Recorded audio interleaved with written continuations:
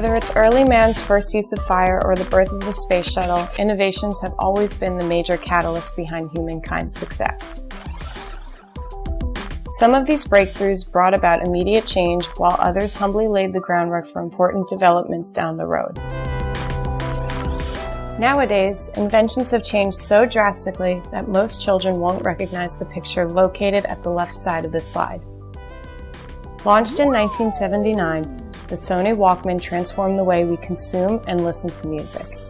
With its compact design, the Walkman was aesthetically pleasing, portable, and popular, with over 200 million being sold worldwide. However, rapid technological development led to new devices, such as the iPod we can see in the right-hand side of this slide. Released in 2001, the iPod and iTunes, Apple's media library, changed the way people enjoyed the music, allowing them to listen to music ripped from their CDs or downloaded from the internet. Innovations are not only changing rapidly, but they are accelerating the speed of such a change. Let's take a look at the micro SD cards, i.e. those cards used in phones and cameras for storing music, videos, pictures, etc. While in 2005 the maximum capacity was 128 megabytes, in 2014 we can see cards with 128 gigabytes, i.e. 1,000 times larger. In other words, in the 2014's 128 gigabytes card, we can store as much as 1,000 of 128 megabyte cards. This is just the beginning, as we don't know what the future holds. The only thing we know is that it is changing right in front of us. Companies are a great part of these changes, themselves generating many of today's innovations.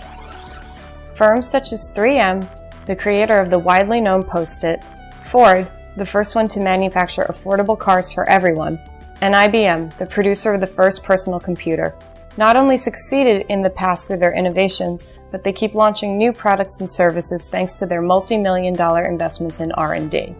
For instance, during the year 2013 alone, 3M expanded $1.72 billion in R&D, while Ford and IBM raised that figure to $5.5 billion and $6.23 billion, respectively.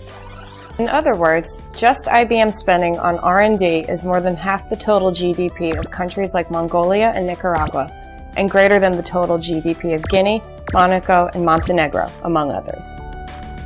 Additionally, the top 10 R&D spending companies account for a total of $94.8 billion, i.e. more than 20 times the GDP of countries like Montenegro or Sierra Leone. At the country level, we can see that the most developed economies are those that spend a greater percentage of their GDP on R&D activities. Given the amount of these investments, governments and institutions have made use of several sources to spur innovations, such as grants, fiscal incentives, etc.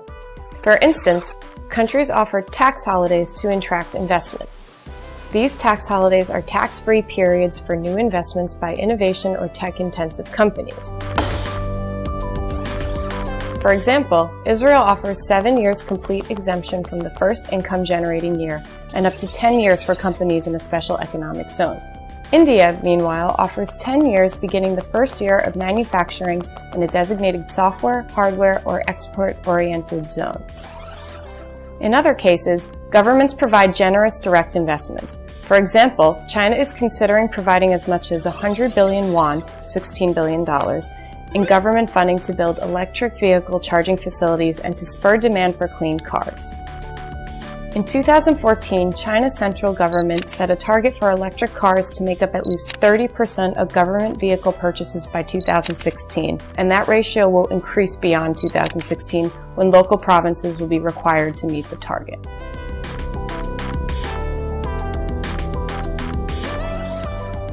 Patents are also a legal system aimed to incentivize innovating companies, at the same time helping to develop new technologies to be widely used by the society. But what is a patent?